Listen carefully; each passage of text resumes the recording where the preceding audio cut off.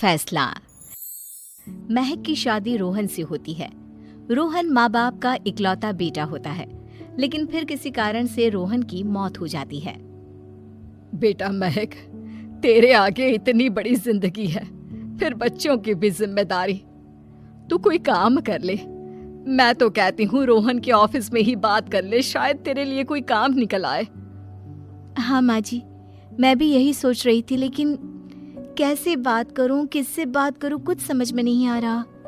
अब वो क्या नाम था रोहन का जो दोस्त हुआ करता था, पहले तो बड़ा आता था हमारे घर। राकेश की बात कर रहे हैं? पर वो तो रोहन के बाद से कभी आया ही नहीं, पता नहीं कहाँ है वो। आया था, एक नहीं कई बार आया था, लेकिन मैंने बाहर से ही भेज दिया। घर के अंदर झांकता रहता था, मुझे ठीक नहीं लगा। अरे आपको तो पता नहीं क्या ठीक लगता है और क्या नहीं। उसका नंबर है मेरे पास, मैं आज ही फोन करती हूँ। सास राकेश को फोन लगाती है और शाम को घर आने का न्योता दे देती है। अरे आंटी, ओहो भाग्य हमारे कि आपने घर बुलाया। मैं तो कई बार आया, लास्ट टाइम तो अंकल से मुलाकात भी हो गई थी। हाँ, वो हम लोगों को निकलना था ना कहीं उस वक्त। अरे छोड़ो ना बेटा, बोलो क्या लोगे? आपकी बहू। क्या बकवास कर रहे हो राकेश? अरे मेरा मतलब ये है कि आपकी बहू कहाँ है? भाभी जी के हाथ की चाय की बस एक प्याली मिल जाती तो। महक चाय लेकर आती है, लेकिन वो जैसे ही राकेश की ओर देखती है, उसे राकेश पसंद नहीं आता। वो अंदर जाने को होती है कि अरे भाभी जी कहाँ जा रही हैं? बैठिए तो सबके साथ। जी नहीं, बच्चों को खाना खिला रही हूँ, आप माँ जी से बात करें ना। अंदर जाने के बाद सास कहती है, अरे बेटा राकेश, वो क्या है ना, वैसे तो तेरे अंकल जी की पेंशन आती है, साथ ही ऊपर 2 मंजिल मकान से किराया भी, तो हम लोगों का तो अच्छा चल जाता है। लेकिन महक, उनकी चिंता आप न करें आंटी, आदेश दें बस आप तो। देखो भाग्यवान, रहने दो, कोई बात नहीं, मैनेज हो जाएगा। अरे क्या मैनेज हो जाएगा अंकल, हमें भी बता दें। आप चुप रहिए जी।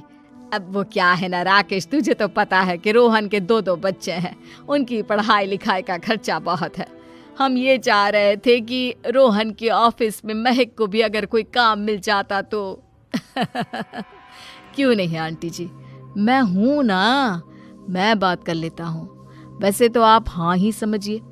महक भाभी को बोल देना कि कल तैयार रहें मेरे साथ ऑफिस चलने के लिए। मैं मालिकों से मिलवा दूंगा उन्हें। महक अंदर से सब सुन रही थी। अच्छा आंटी जी, तो चलता हूँ, कल आ जाऊंगा। अच्छा भाभी जी, तैयार रहिएगा कल। राकेश तो चला जाता है, लेकिन ससुर सास पर बरस पड़ते हैं। मुझे ये आदमी एक पैसे का पसंद नहीं है।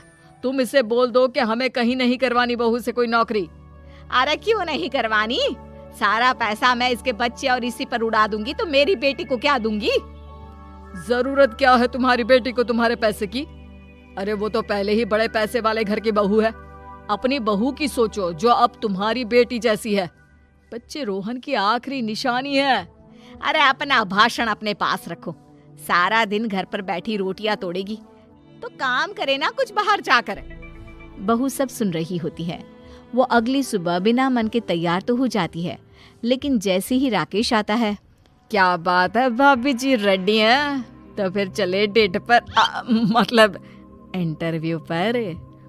महक सामने आती है कि सामने ससुर जी खड़े होते हैं। हाँ महक बेटा, आओ चलते हैं, मैं भी चल रहा हूँ। ससुर को तैयार देखकर राकेश का चेहरा बन जाता है। अंकल जी, आप परेशान हो जाएंगे। अरे रहने दीजिए ना, धूप भी बहुत है। वैसे भी स्कूटर में तो 2 लोग ही बैठ सकते हैं ना। तो तुम चलो, मैं बहू के साथ अपनी कार से आ जाता हूँ। महक ससुर जी को देखकर खुश हो जाती है, उसे शांति हो जाती है। वो लोग रोहन के ऑफिस जाते हैं, जहाँ बॉस कहते हैं, नमस्ते अंकल। नमस्ते महक, कैसे हैं आप लोग? रोहन का सुनकर बहुत दुख हुआ अंकल। वैसे कैसे आना हुआ?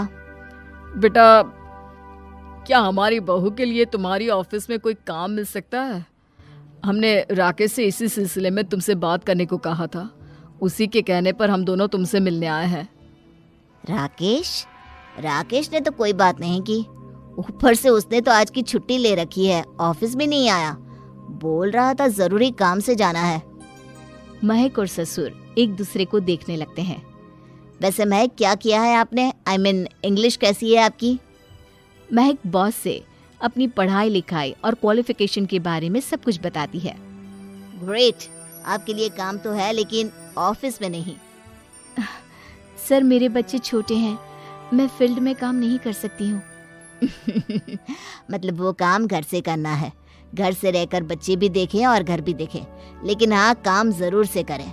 वो काम डाटा एंट्री का है, तो जब भी वक्त मिले काम करें, और इसके हम आपको अच्छे पैसे भी देंगे। महक बॉस की बात सुनकर खुश हो जाती है, उन्हें थैंक्स बोलकर घर आ जाती है। किसके साथ भेज रही थी तुम महक को? अरे वो कमीना, उसने तो ऑफिस से छुट्टी ले रखी थी, बात भी नहीं की थी उसने बॉस से बहू के काम के लिए। वो तो अच्छा हुआ कि मैं साथ में चला गया। हाँ, ठीक है, नौकरी मिल गई ना, इतना ही काफी है। समय बीतता है और एक दिन फिर दरवाजे पर दस्तक होती है। घर पर कोई नहीं था। महक दरवाजा खोलती है, देखती है तो सामने है राकेश। नमस्ते भाभी जी। नमस्ते, घर पर कोई नहीं है, आप कल आइएगा। अरे कैसी बात कर रही हैं भाभी जी, हम तो आपकी मदद के लिए आए हैं। वो क्या है ना, अंकल जी का फोन आया था कि आपको किसी मदद की जरूरत है। महक को आश्चर्य होता है कि उसके ससुर ने राकेश को फोन क्यों किया। वो ससुर जी को फोन करती है लेकिन फोन नहीं लगता। नहीं, हम लोगों को किसी भी चीज की जरूरत नहीं है, आप जा सकते हैं। अच्छा, एक कप चाय तो पिला दीजिए। महक चाय लेकर आती है। चाय पीने के बाद, रोहन मेरा बहुत अच्छा दोस्त था, उसने मुझसे कहा था कि वो रहे ना रहे, उसके घर वालों का, खास करके आपका ख्याल मुझे ही रखना है।